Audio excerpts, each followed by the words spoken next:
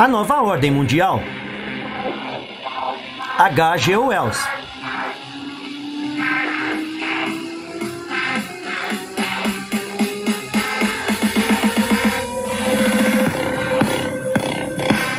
Parte 6. O novo tipo de revolução.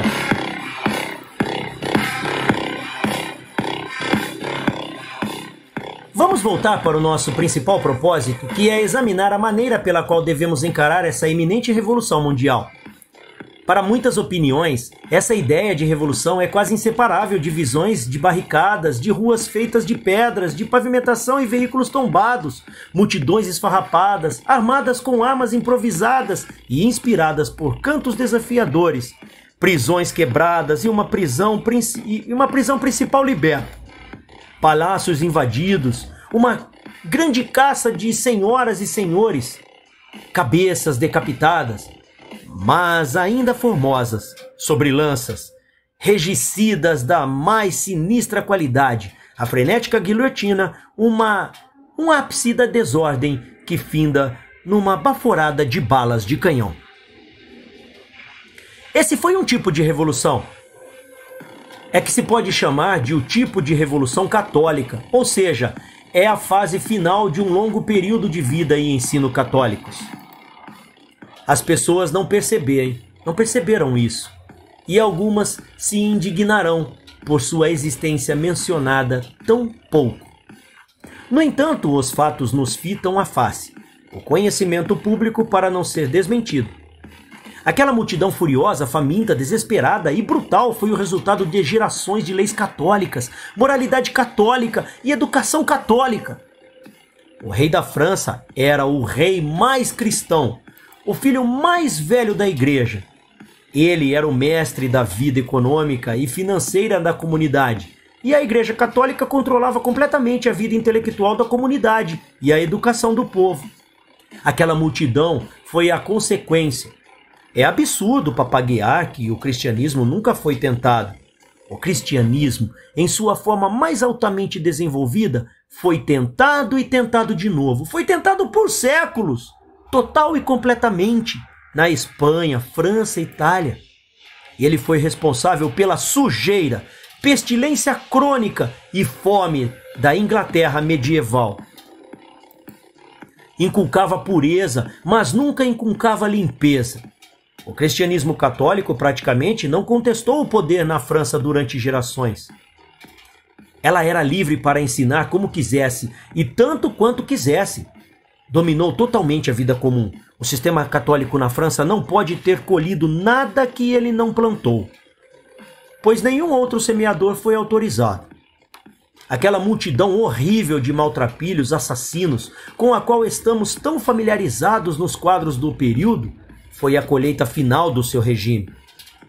Quanto mais os reacionários católicos insultam o povo como um insurgente da primeira Revolução Francesa, mais condenam a si mesmos. É a distorção mais descarada da realidade que eles choraminguem de guilhotina e da carroça que levava os presos, como se não fossem produtos puramente católicos, como se tivessem vindo de repente do exterior para destruir um paraíso refinado. Eles foram o último estágio da injustiça sistemática e da ignorância de um regime estritamente católico. Uma fase sucedeu a outra, com lógica inflexível. A Marselhesa completou o ciclo de vida do catolicismo.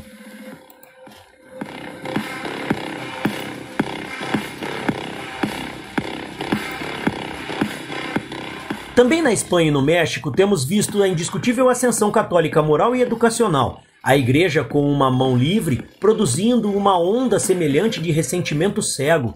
A multidão lá também era cruel e blasfema. Mas o catolicismo não pôde reclamar, porque o catolicismo os concebeu. Padres e freiras, que tinham sido os únicos professores do povo, foram insultados e ultrajados, e igrejas depredadas. Com certeza, se a igreja fosse aquilo que ela diz que é, as pessoas teriam gostado dela. elas não teriam se comportado como se o sacrilégio fosse um extravasamento gratificante. Mas essas revoluções católicas são apenas espécimes de um único tipo de revolução. Uma revolução não precisa ser uma trovoada espontânea de indignação contra desumanidades e privações intoleráveis. Pode assumir muitas outras formas. Como uma segunda variedade de revolução, que está em contraste agudo com a revolta, indignação na qual tantos e tantos períodos de incontestável ascensão católica terminaram, vamos usar o que a gente pode chamar de conspiração-revolução, na qual uma quantidade de pessoas começa organizando as forças de desconforto e ressentimento e afrouxando o controle das forças do governo, no intuito de acarretar uma mudança fundamental de sistema. O ideal deste tipo é a Revolução Bolchevique na Rússia, desde que ela é um pouco simplificada e incompreendida. Isto reduzido a uma teoria que funciona por seus defensores é concebido como um cultivo sistemático de um estado de espírito público favorável a uma revolução, juntamente com um círculo reservado de preparação para uma tomada de poder. Um número considerável de escritores comunistas e outros esquerdistas, jovens homens brilhantes, sem muita experiência política, têm deixado suas imaginações perdidas sobre a técnica de uma tamanha aventura. Eles têm buscado as revoluções nazifascistas no material para seus estudos. A estrutura social moderna, com sua concentração de autoridade, informação e poder coercitivo sobre as estações de rádio, telefonia, escritórios de jornais, delegacia de polícia, armamentos e afins, presta-se à exploração quase mafiosa deste tipo. Há um grande tumulto e uma preocupação de centros-chave, uma captura organizada, prisão ou assassinato de possíveis opositores. E o país é confrontado com um fato consumado. Segue o recrutamento da população, mais ou menos relutante. Entretanto, uma revolução não precisa ser nem uma explosão nem um golpe de Estado. A revolução, que assenta-se diante de nós agora como a única alternativa de esperança contra o caos, diretamente ou após um interlúdio do comunismo mundial, deve ser alcançada. Se é que será alcançada ao todo, mas por nenhum desses métodos. O primeiro é muito retórico e caótico e leva simplesmente a um campeão e à tirania. O segundo é muito conspiratório e leva através de uma disputa obscura de personalidades autoritárias por um objetivo semelhante. Muito menos é lúcido e deliberado o suficiente para conquistar uma mudança permanente na forma e textura das questões humanas. Um tipo totalmente diferente de revolução pode ser e pode não ser possível. Ninguém pode dizer que é possível, a menos que seja tentado. Mas pode-se dizer com alguma segurança que, a menos que ele possa ser alcançado, a perspectiva para a humanidade por muitas gerações, no mínimo, é o desespero. A nova revolução almeja essencialmente uma mudança nas ideias diretivas. Na sua totalidade, ela é um método, não experimentado. Para seu sucesso depende de um número suficiente de mentes, poder ser convencido a perceber que a escolha diante de nós agora não é entre mais uma revolução ou um conservadorismo mais ou menos reacionário. Porém, tanto uma escolha entre continuar e assim organizar o processo de mudança em nossos negócios, quanto para produzir uma nova ordem mundial, ou sofrer um colapso social total e talvez irreparável.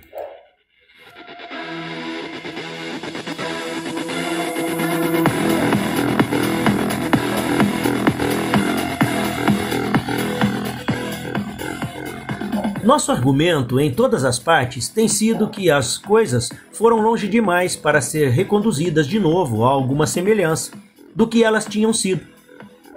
Não podemos mais sonhar em permanecer onde estamos, nem pensar em voltar no meio de um mergulho. Devemos avançar com essas mudanças atuais, nos adaptar a elas, nos ajustar ao mergulho, ou ser destruídos por elas. Devemos atravessar essas mudanças, assim como devemos passar por essa guerra mal concebida, porque até agora não há um término possível para ela.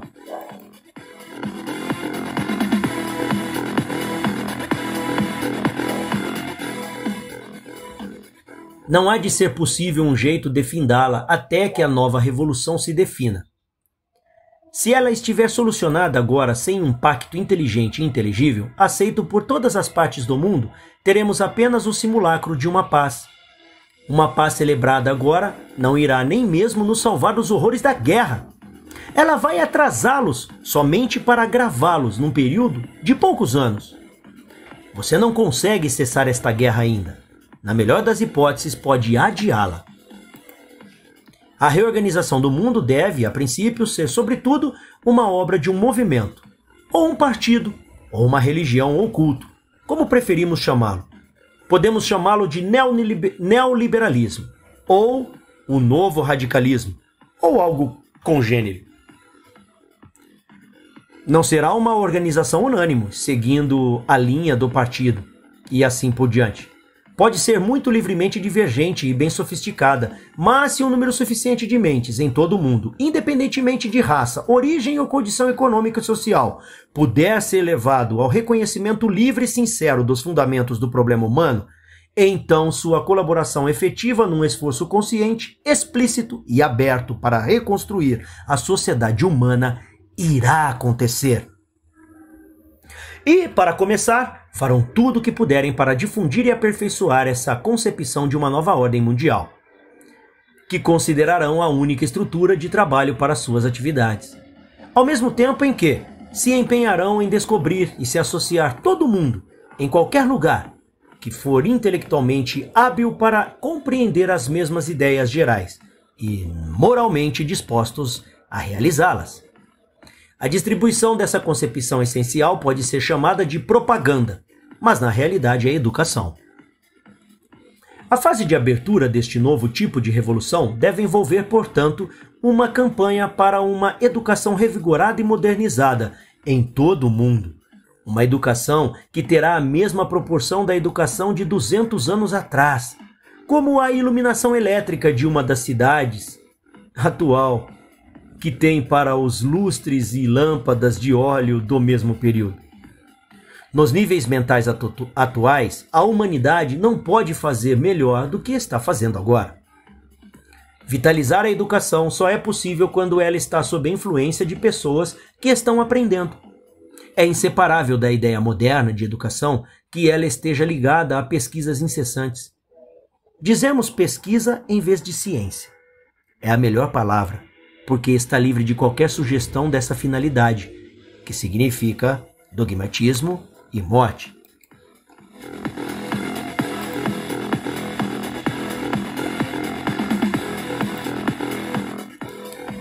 Toda educação tende a se tornar estilística e estéril, a menos que seja mantida em estreito contato com verificação experimental e trabalho prático, e, consequentemente, esse novo movimento de iniciativa revolucionária deve, ao mesmo tempo, sustentar atividades sociais e políticas realistas e trabalhar firmemente para a coletivização de governos e da vida econômica.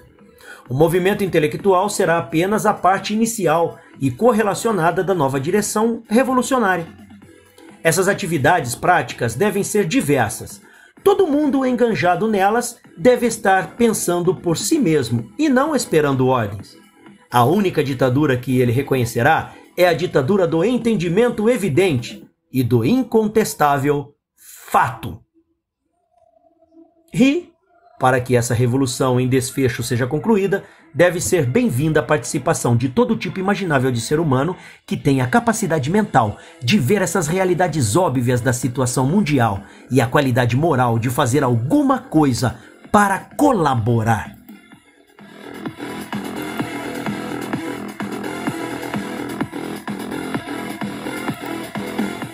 Levantes revolucionários anteriores foram estragados pela má psicologia. Eles deram grande campo à satisfação dos complexos de inferioridade que surgem pelas desvantagens de classe.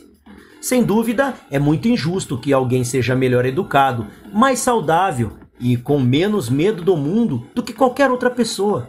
Mas essa não é a razão pela qual a nova revolução não deveria fazer pleno uso da saúde, educação, vigor e coragem do afortunado. A revolução que estamos contemplando terá como intuito abolir a amargura da frustração, mas certamente não trará nada para vingá-la. Absolutamente nada. Deixa o passado mortal castigar seus mortos. Uma das tendências mais perversas no ensino marxista é sugerir que todas as pessoas de posses e capacidade, vivendo numa comunidade onde uma empresa privada desorganizada desempenha um papel importante, são necessariamente desmoralizadas pelas vantagens de que desfrutam, e que elas devem ser desapropriadas pelo trabalhador e pelo camponês, que são apresentados como dotados de uma virtude coletiva capaz de operar todo o complexo maquinário de uma comunidade moderna. Todavia, a verdade extravagante da matéria é que uma disputa descoordenada entre indivíduos e nações iguais desmoraliza todos os envolvidos.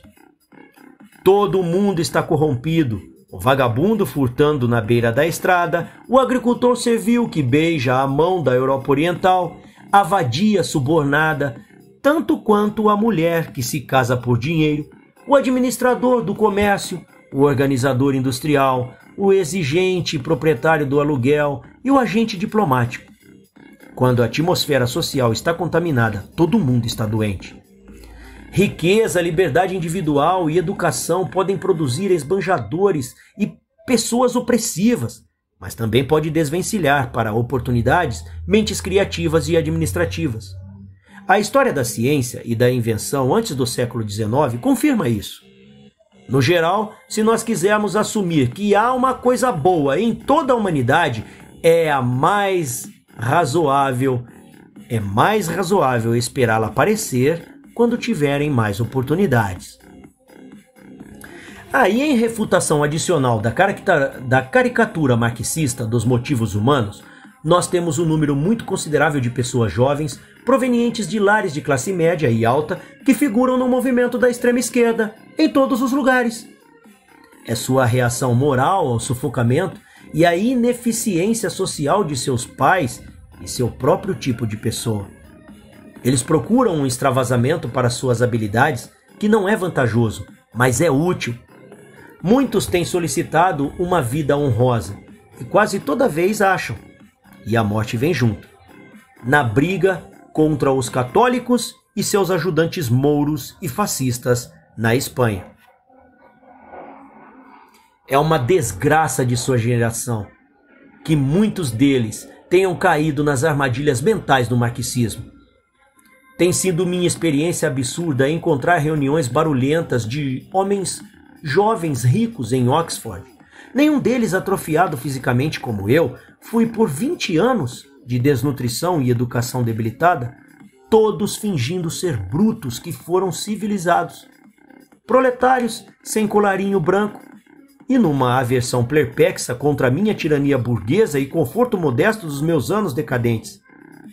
E recitando as frases ridículas da luta de classes, pelas quais eles protegiam suas mentes de qualquer reconhecimento das realidades do caso. Mas, embora essa atitude demonstre a educação desestimulante de suas escolas públicas e preparatórias, que lhes tem jogado, de maneira crítica e emocional, nos problemas da vida acadêmica, ela não desvaloriza o fato de terem achado extremamente atraente a ideia de se doar por uma reconstrução revolucionária da sociedade, que prometeu acabar com seu enorme desperdício de potencial de felicidade e de façanha. Não desvaloriza o fato, apesar das próprias vantagens deles parecerem ser razoavelmente seguras.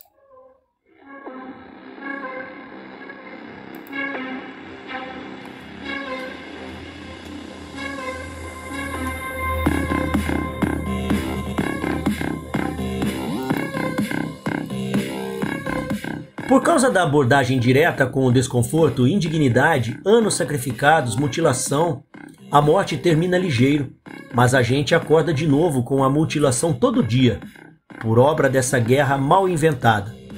confrontados também pela reversão da Rússia à autocracia e a extinção fiscal da maioria dos benefícios sociais de suas famílias.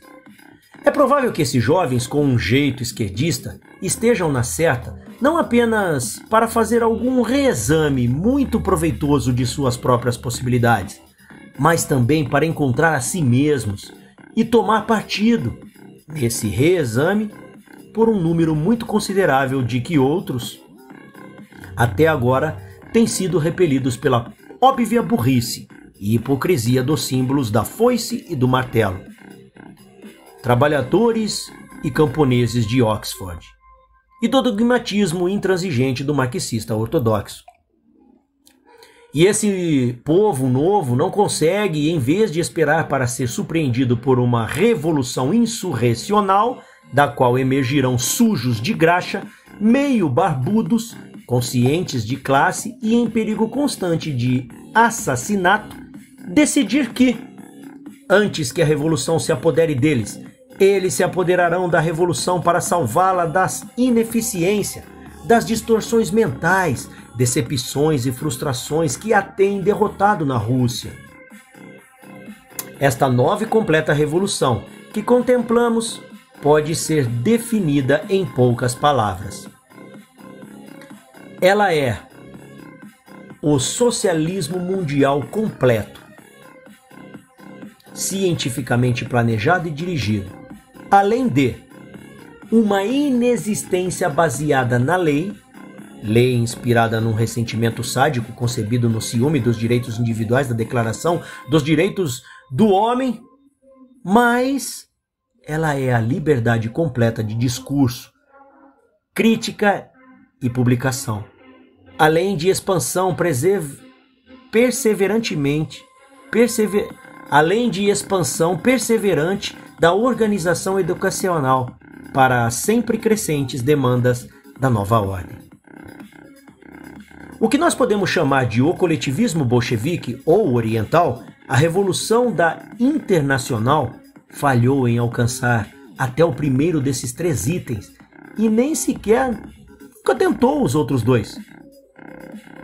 Colocando em resumo, é o triângulo de socialismo, lei e conhecimento que molda a revolução que ainda pode salvar o mundo.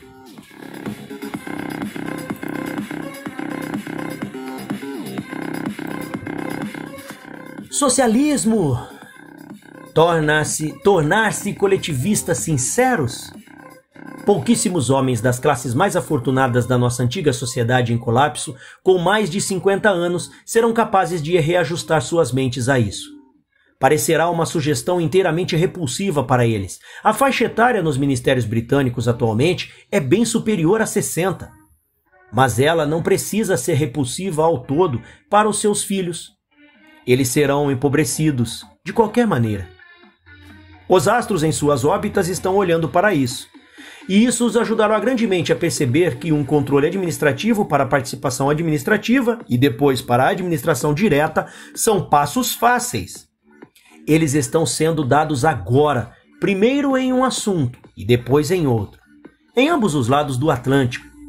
Relutante frequentemente, de maneira muito dissimulada e contra resistências enérgicas, mas decrescentes, a Grã-Bretanha, como a América, pode se tornar um sistema socialista, com uma revolução definitiva, jurando o tempo todo que não está fazendo nada desse tipo de coisa.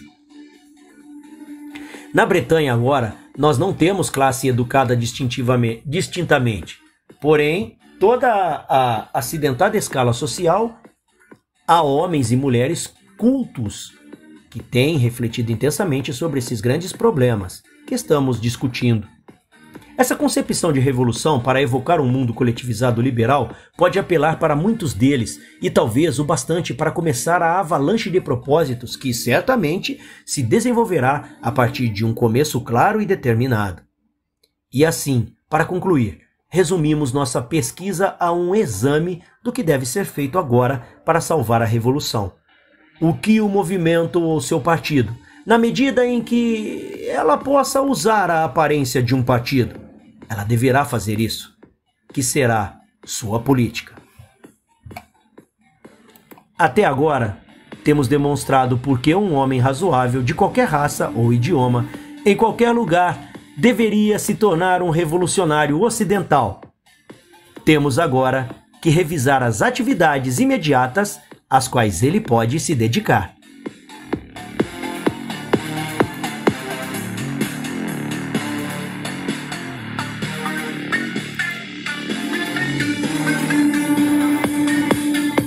Continua no próximo capítulo. Deixe seu like, compartilhe. Nos encontramos na próxima leitura. Obrigado por ouvir.